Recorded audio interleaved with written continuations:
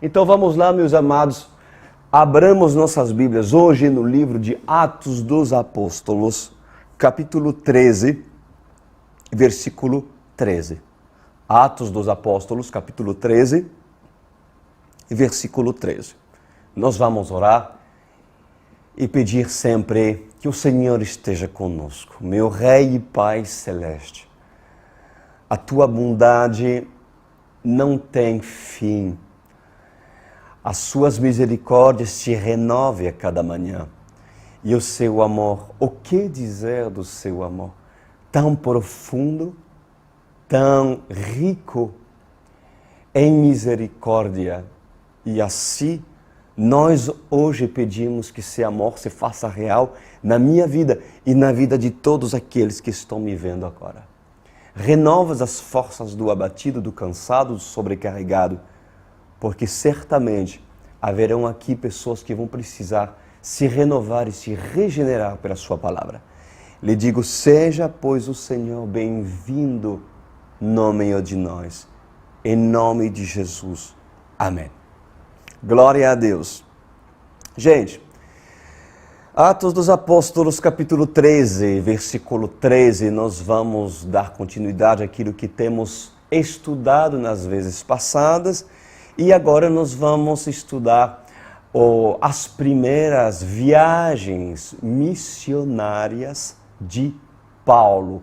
Saulo que virou Paulo, né? Um homem que Deus escolheu para ser o apóstolo Paulo, aquele que substituiria o próprio Judas, que, já você sabe, o fim desse, que traiu o próprio Senhor e decidiu realmente colher o salário da sua traição, né?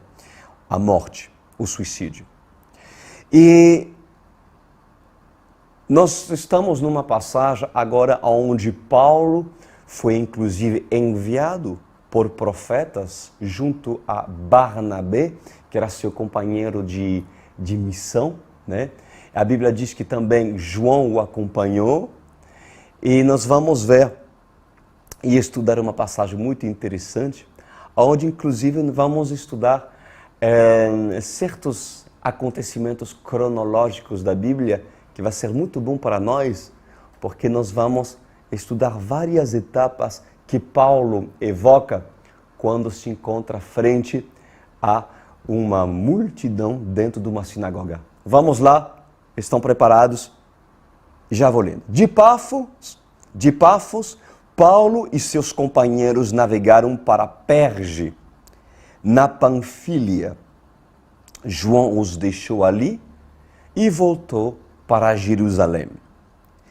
De Perge prosseguiram até Antioquia da Psídia. No sábado, entraram na sinagoga e se assentaram. Ou seja, Paulo e Barnabé, no Shabat, no sábado, lembrando que Paulo, ele seguia o Shabat, os discípulos, eles seguiam o Shabat, os apóstolos ensinavam sobre o Shabat, né? O sábado, a importância do sábado, né? E depois nós sabemos que é a Igreja Católica que mudou tudo, né? E tirou o sábado e colocou no domingo. Mas eu ensino, inclusive, na OSCE, a importância, sim, de guardar os sábados. Porque até mesmo Paulo ia na sinagoga, claro, com um propósito de ministrar a palavra e de ser um instrumento usado por Deus para assim ensinar para os judeus, né? Mas a Bíblia diz que também os sábados Paulo se recolhia para assim estudar as Escrituras e se regenerar e falar com Deus. Como isso é importante, meus queridos. Mas vou continuando. Diz assim: depois da leitura da lei e dos profetas, os chefes da sinagoga lhes mandaram dizer: irmãos, se você tem uma mensagem de encorajamento para o povo, falem. Versículo 16. Pondo-se em pé, Paulo fez sinal com a mão e disse: Israelitas e gentios que temem a Deus, ouça-me. O Deus do povo de Israel escolheu nossos antepassados e exaltou o povo durante a sua permanência no Egito. Com grande poder os fez sair daquele país e os aturou no deserto durante cerca de 40 anos. Ele destruiu 7 nações em Canaã e deu a terra delas como herança ao seu povo. Bom, então, como eu disse anteriormente, meus queridos, nós vamos estudar acontecimentos cronológicos. É bom lembrar, porque muitas pessoas se confundem nos tempos da Bíblia. Espera aí, quando aconteceu a libertação do povo hebreu no Egito? E quando aconteceu Davi? É antes? É depois? Enfim, bom, alguns podem ter alguns conhecimentos sobre alguns reis da palavra de Deus e alguns acontecimentos quando os profetas levantados por Deus surgiram em Israel. Mas às vezes algumas pessoas têm algumas dúvidas da cronologia do tempo, né?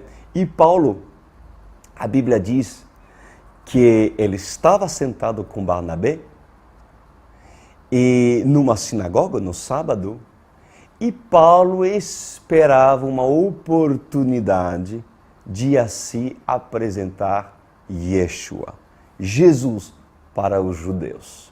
E assim aconteceu, como todos os sábados, todos os dias de Shabat, o que os chefes da sinagoga faziam? Eles abriam o rolo, né? Abriam o rolo das escrituras, da lei e dos profetas, né? E assim falavam e liam acerca das escrituras. E a tradição, inclusive em tempos de Paulo, fazia com que no final deixavam a oportunidade de uma pessoa dentro da sinagoga falar e expressar aquilo que a palavra de Deus, né, foi dita naquele momento. Então, Paulo, quando teve essa grande oportunidade de ouvir um homem que se levantou e diz assim: irmãos, alguém tem uma palavra de encorajamento? Claro, tinha que ser Paulo. Diz: eu tenho uma palavra para vocês, né? E aí Paulo começa a falar sobre histórias da lei e vai devagar apresentar a graça. Que coisa tremenda, né? Então, nós vamos aprender muito hoje, né, sobre a história de Israel, sobre os acontecimentos cronológicos que aconteceram desde o Egito. Desde o Egito. E muitas pessoas vão ser muito edificadas hoje acerca disso, né?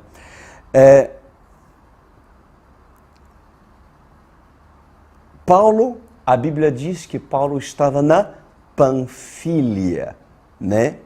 E num sábado o apóstolo se assentou no meio de muitos outros.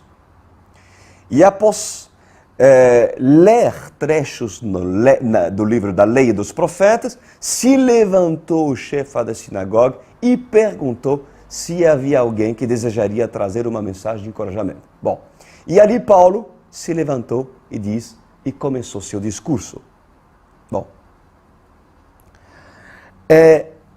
a primeira coisa que eu gostaria de estabelecer aqui e abrir os olhos e ensinar para todos vocês aqui é aquilo que nós podemos aprender de Paulo. Porque aprender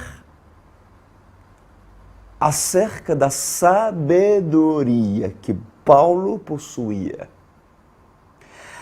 Paulo realmente era uma pessoa muito sábia, meus queridos. E por que sabedoria? Porque Paulo mostrou sabedoria aqui.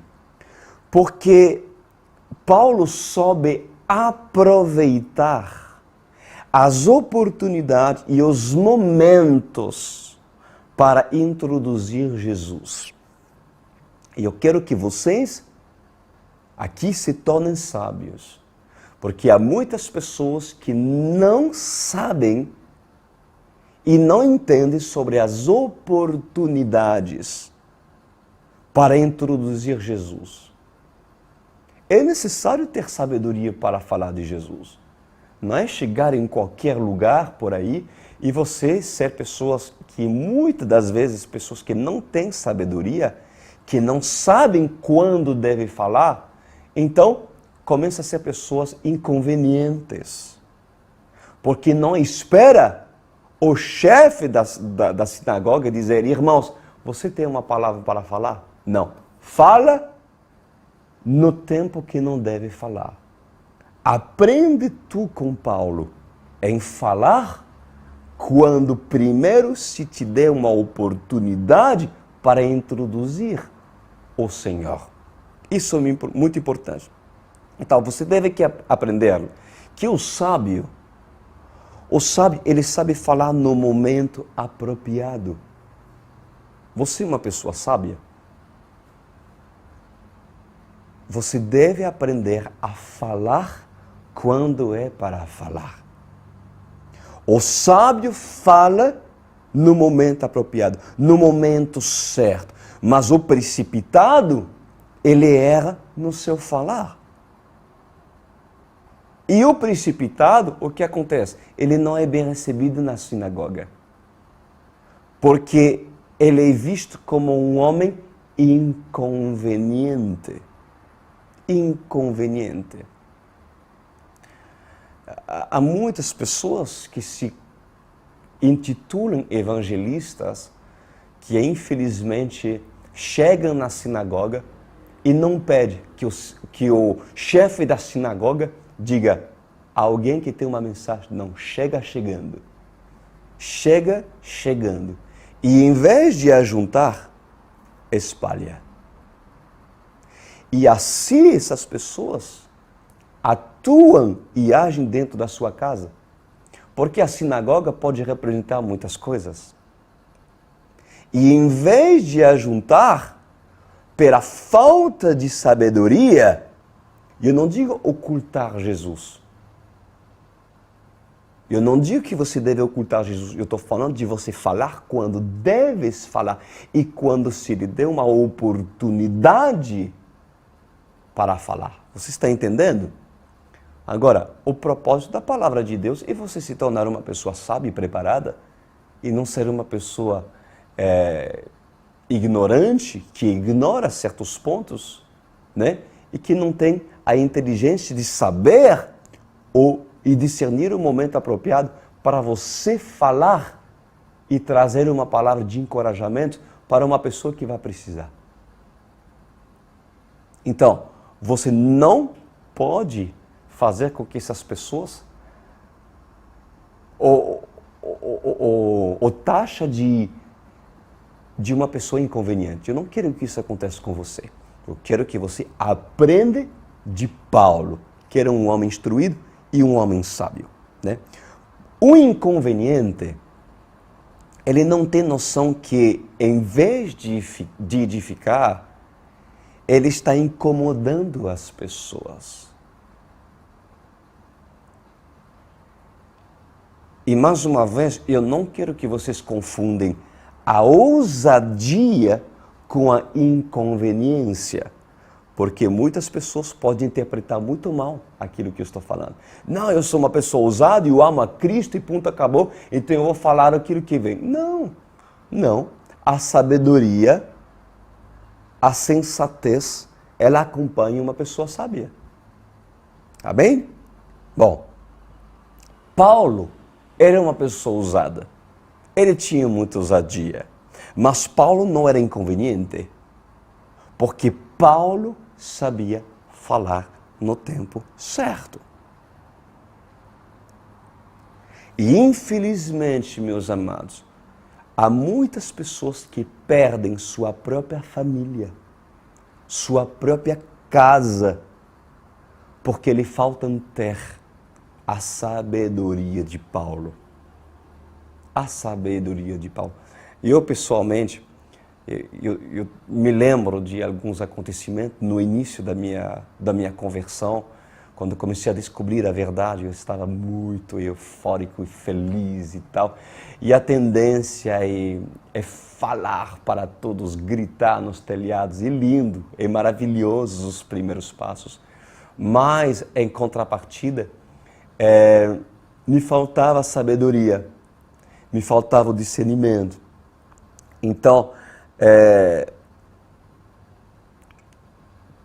porque me faltavam essas coisas, certamente eu falei em momentos errados, em tempos errados, aquilo que era para ser falado, né? Mas o Senhor, com a maturidade, Ele vai ensinar, em nome de Jesus. Em Provérbios, capítulo 14, versículo 29, diz assim: o homem paciente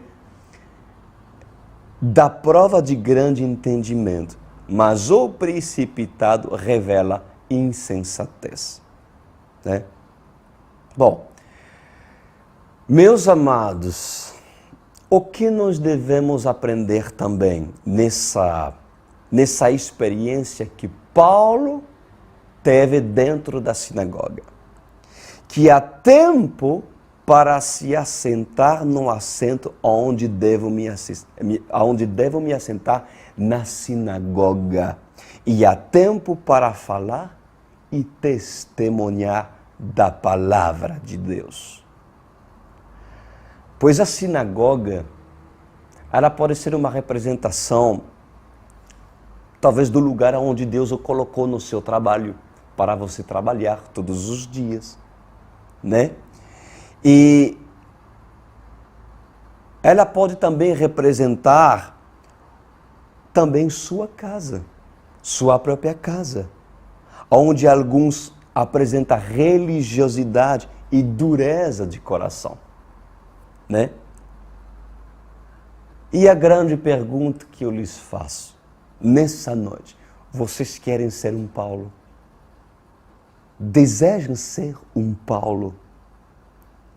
Então, eu lhes digo, ele dá um conselho: espere que outros lhe dê oportunidade para introduzir o maior, para introduzir o próprio Senhor. Amém? Quando uma pessoa é luz, tem o Espírito Santo e cumpre o seu propósito de iluminar sua casa, iluminar dentro do trabalho, pois essa pessoa, ela se torna o quê? Ela se torna uma candeia. A candeia do Senhor, ela emana luz. Pois o próprio Jesus, o que ele vai fazer? O próprio Senhor, ele vai se encarregar em preparar situações favoráveis para você apresentar Jesus. Não se preocupe.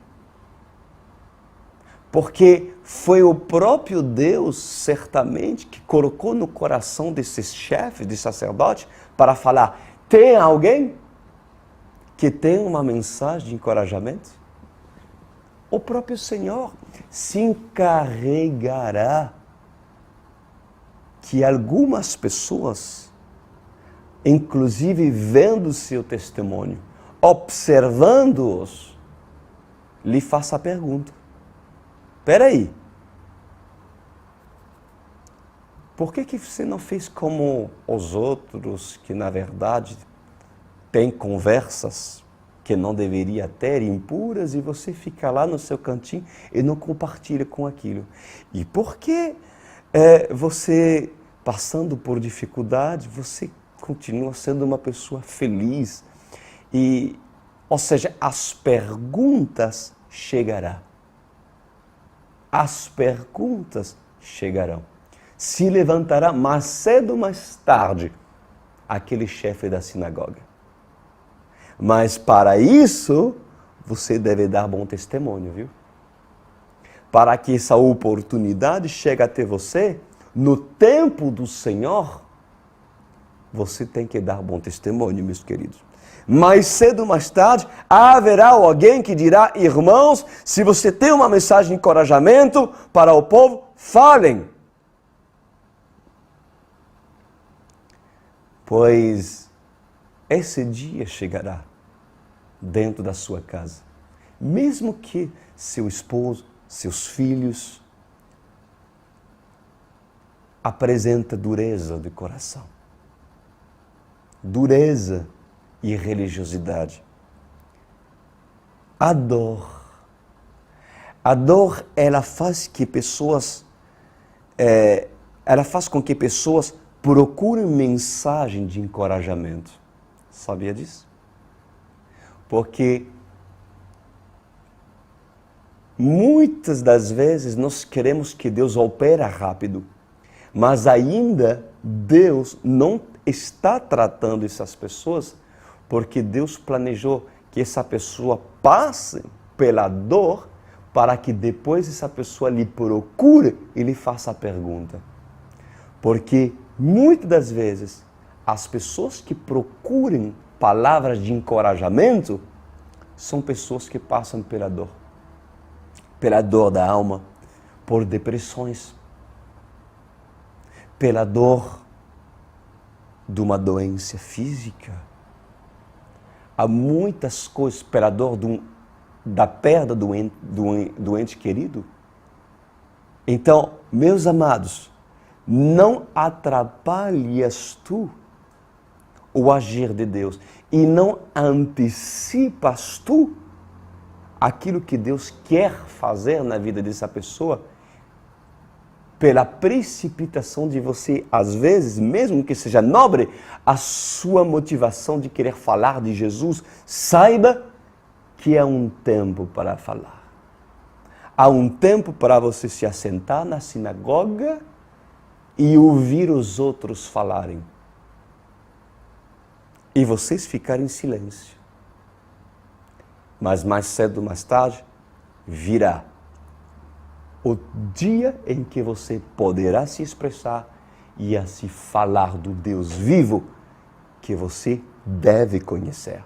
Porque para falar com ele, para as pessoas acerca do Deus vivo, você tem que ser um Paulo que realmente teve seu encontro na estrada de Damasco. Então, as decepções da vida também faz com que muitos procurem palavras de encorajamento. Quando isso vai acontecer, meus amados,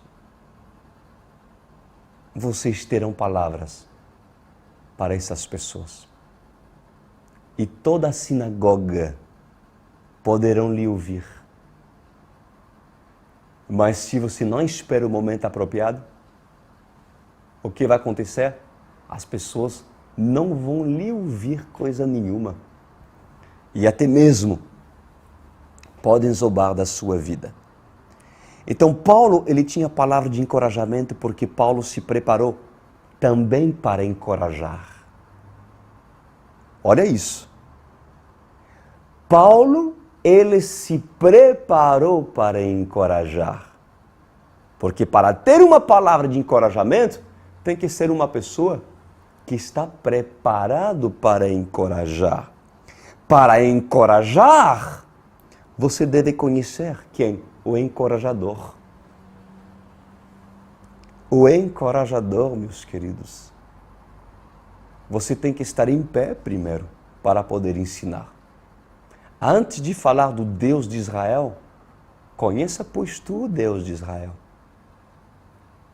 Você deve aprender daquele que todos os dias tem descanso para quem está cansado, porque ninguém, com certeza, pode dar aquilo que não recebeu do alto. Eu tenho munições, eu tenho palavra de encorajamento nessa noite para dar para você. Mas por quê? Porque o encorajador, o Senhor, tem me instruído. Eu preciso conhecer antes. Eu tenho que estar em pé primeiro para poder ajudar as pessoas que estão dentro da sinagoga. para você ajudar as pessoas dentro da sua sinagoga, da sua casa, dentro do seu trabalho, gente, levante-se primeiro. Busca no Senhor a força, a unção, o poder, o encorajamento que Deus coloca à sua disposição por intermédio de discipulados que a própria OSE disponibiliza. Valorize esses momentos da palavra de Deus às terças-feiras, os sábados, e depois virá e acontecerá oportunidade para você se destacar na sinagoga onde Deus te colocou. Aleluia! Recebes? Então, glória a Deus. Então, há um problema com as pessoas que focam em si mesmo. Porque se realmente você é um Paulo, então certamente Deus te usará, porque Paulo estava em pé. Mas há muitas pessoas que infelizmente não estão preparados para aquilo, para até mesmo testemunhar. Porque ainda a sua vida não está colocada e não foi colocado no trilho da verdade. O homem que foca a si mesmo não será atento à oportunidade de ser usado por Deus, porque quando se levantará o homem a dizer, tem alguém para dar uma mensagem? Certamente, esse não estará sentado na sinagoga para ouvir os outros, mas certamente será ocupado em resolver seus problemas. Quantas pessoas estão tão ocupados dentro da sinagoga em fazer outras coisas, mas não se assentam para ouvir os outros. Uma pessoa egoísta que quer, na verdade, e precisa resolver primeiramente seus problemas, não tem autoridade para ajudar os outros. Quando você, por muitos, entraram na OSE, há um processo para você sentar e ouvir as palavras do Senhor. E o objetivo de nós fazermos de você um homem preparados para poder ajudar outras pessoas que vão precisar de ajuda. A começar dentro da sua casa. Conquistar sua casa. E depois, quem sabe, Deus fará de você um evangelista. Ou até mesmo um mestre da palavra. Ou até mesmo um apóstolo. Por que não? Né? Em nome de Jesus Cristo.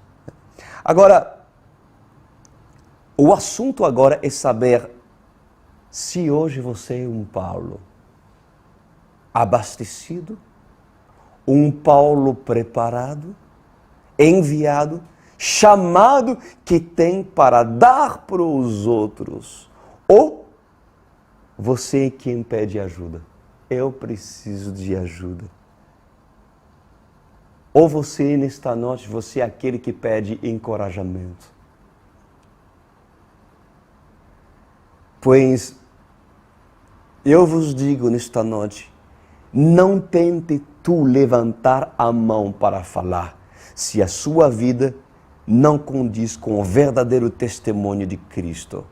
Você deve reconhecer seu assento dentro da sinagoga. Amém? Amém. Vamos continuar, meus queridos.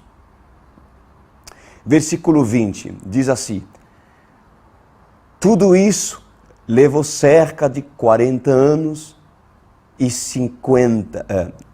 Tudo isso levou cerca de 450 anos, desculpa.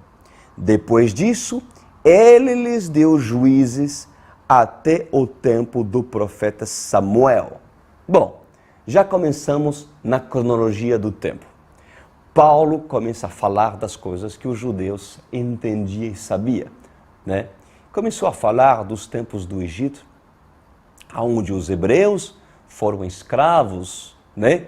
Eles foram escravos durante muito tempo no Egito, né? Nas mãos do faraó, quando Deus suscitou um libertador, Moisés, que por intermédio daquilo que recebeu do Monte Sinai, as tábuas da lei, os 10 mandamentos. Depois Moisés foi usado, meus amados, para libertar um povo que Deus escolheu.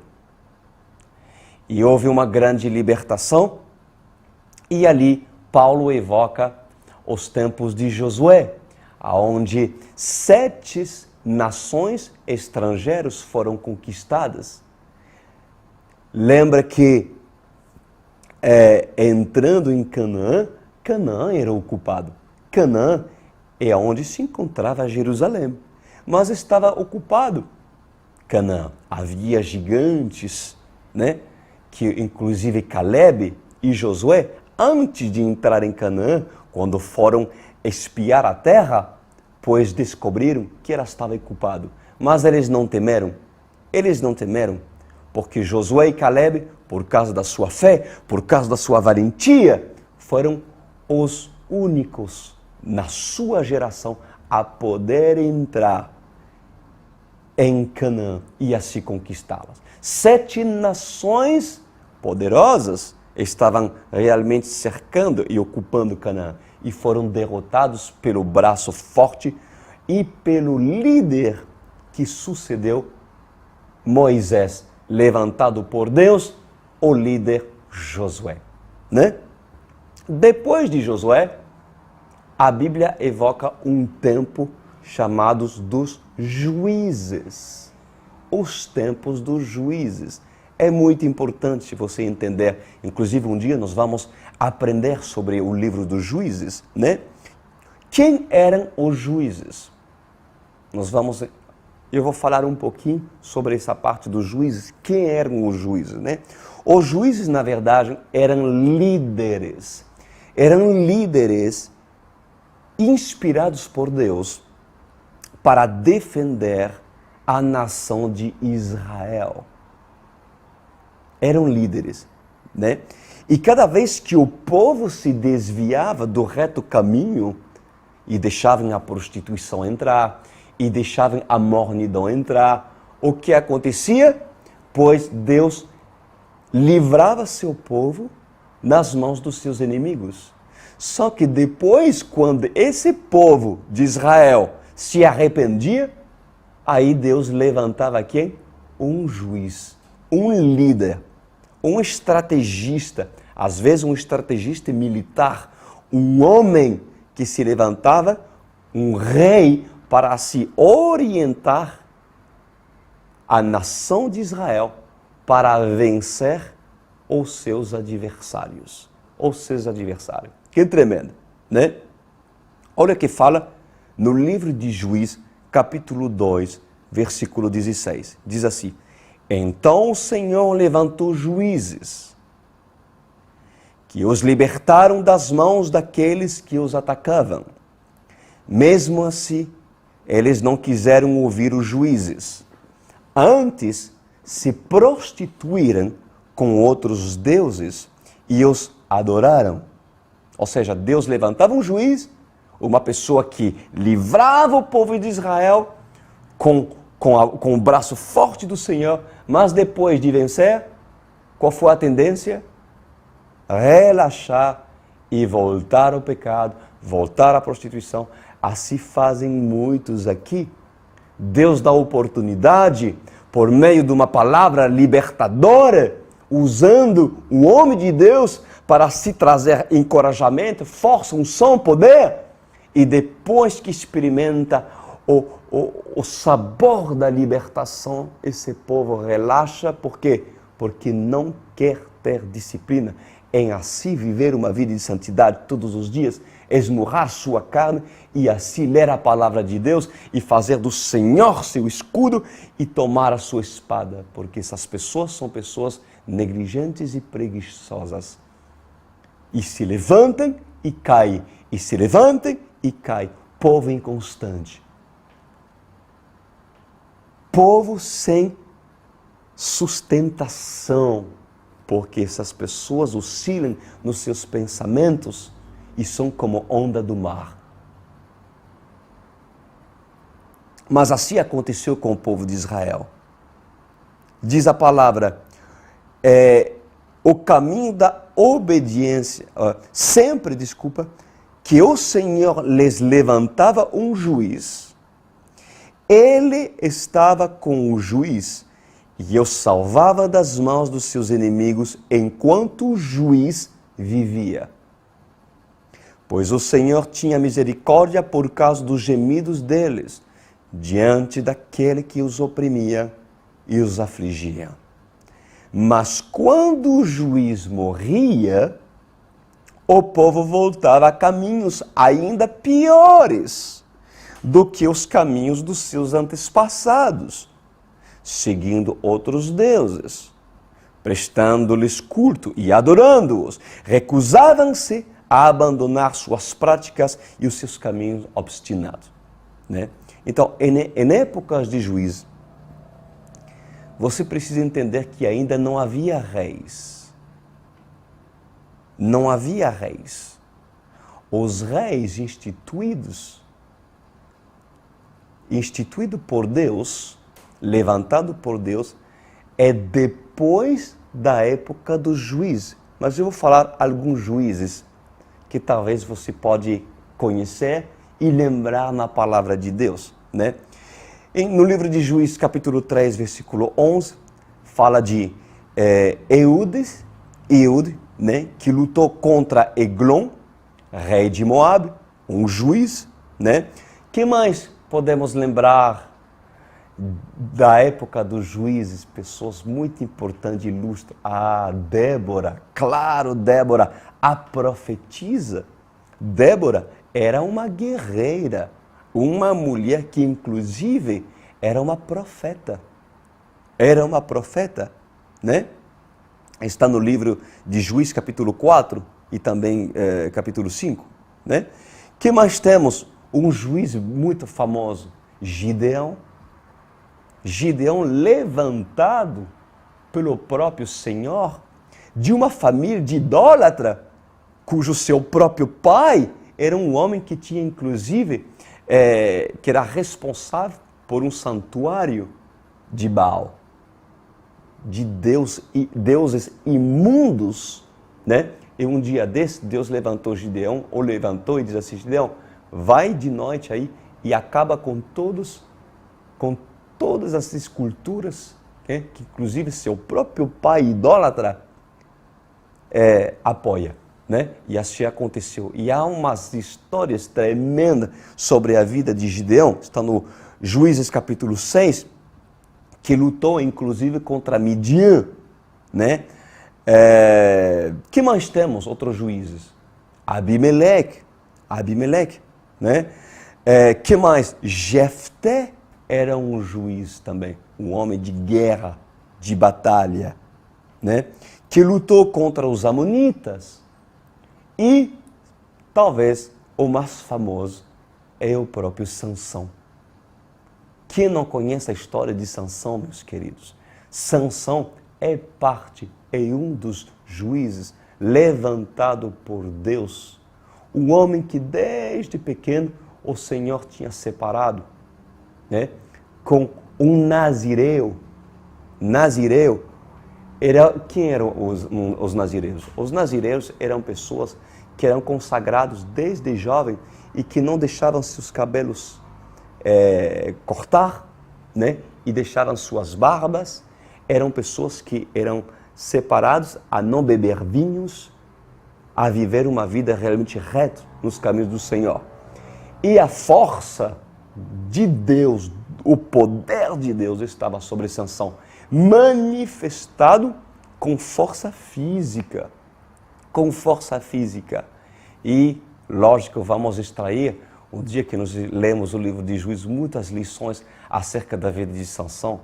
Quantas lições vamos extrair na vida desse? O homem que se deixou seduzir, mesmo sendo juiz.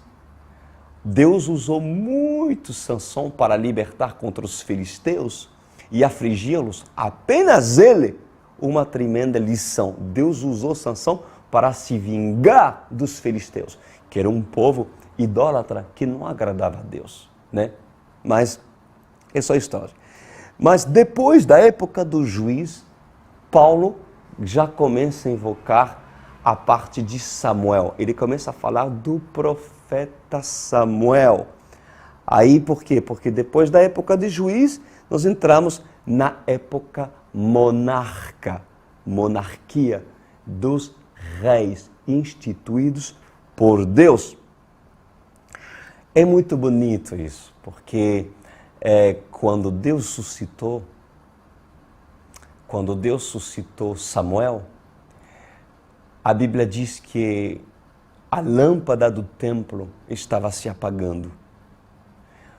Qual lâmpada estou me referindo? É a lâmpada do candelabro, que estava no lugar santo do templo.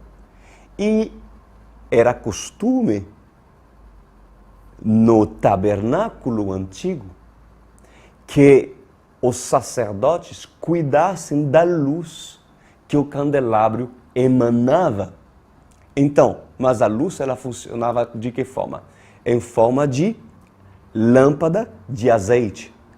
Então, o azeite era o combustível. Então, há uma simbologia maravilhosa que a Bíblia diz que naquele tempo de Samuel havia um sacerdote chamado Eli, um homem já velho, cansado, já morno, porque ele não tinha mais zelo pela palavra de Deus. Ele tinha 2 filhos, Finéias e Ofni, que eram sacerdotes também e que desprezavam o templo do Senhor. Eram pessoas, 2 jovens sacerdotes que envergonhavam o nome do Senhor. Se prostituem dentro, inclusive, do templo, se prostituem. E naquela época, a Arca da Aliança estava. Gente, ou seja, profanava o templo. E diz a palavra do Senhor que a luz do candelabro estava se apagando. Mas isso não é apenas fisicamente, mas simbolicamente estava dizendo o quê? Que o sacerdócio da época, pois mesmo que essas pessoas tivessem título, pois o Espírito de Deus estava se apagando. Você acha que isso é diferente nos dias de hoje? Não. Muitos têm títulos de sacerdote, porém se prostituem. Se prostituem dentro do templo. E muitos entram e são como Eli, naquela cadeira de balanço, na saída do templo, e assim não se preocupa a saber se fulano vive uma vida de santidade ou não. Por quê? Porque o cansaço, a comodidade do sacerdote Eli já entrou. Pois essa geração é também e será como Eli.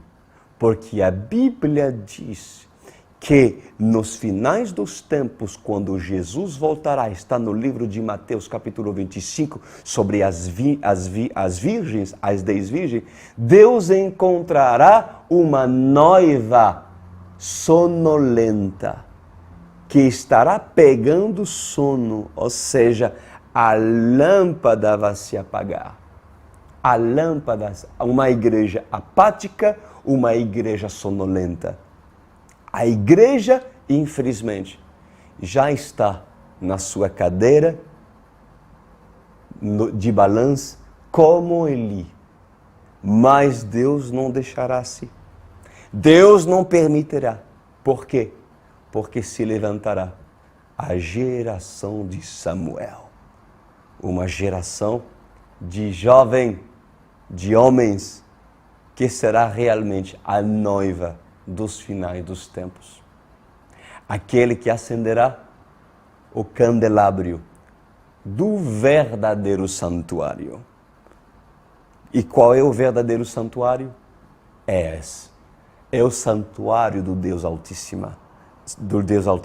É você, meus queridos. Porque basta um Samuel se levantar para depois Deus escolher reis para se acender a sua geração. Que tremendo, né, gente? Glória a Deus. Vamos continuar? Versículo 21 diz assim: Então o povo pediu um rei. Quando Samuel foi instituído, ali começou Deus escolher os reis, porque o povo pediu, né? O povo pediu um rei e Deus lhes deu Saul, filho de Quis, da tribo de Benjamim, que reinou 40 anos. Depois de rejeitar Saul, levantou-lhes Davi como rei, sobre quem testemunhou: encontrei Davi, filho de Jessé, homem segundo o meu coração, ele fará tudo o que for da minha vontade. Da descendência desse homem de Deus, trouxe a Israel o Salvador Jesus, como prometera. Que lindo, meus queridos. Então, já Paulo começa a falar dos reis. O primeiro rei de Israel foi Saul. Foi Saul. Foi Saul. Um rei que nos seus inícios era um homem que agradava a Deus. Um homem que era humilde. Um homem que inclusive não almejava ser um rei. Mas quando foi ungido rei, quando já ocupou sua posição de rei, aí Saul começou a cair no orgulho, assim como infelizmente muitos dá título para uma pessoa. E aí o título revelará a essência real de Saul, a essência real da pessoa.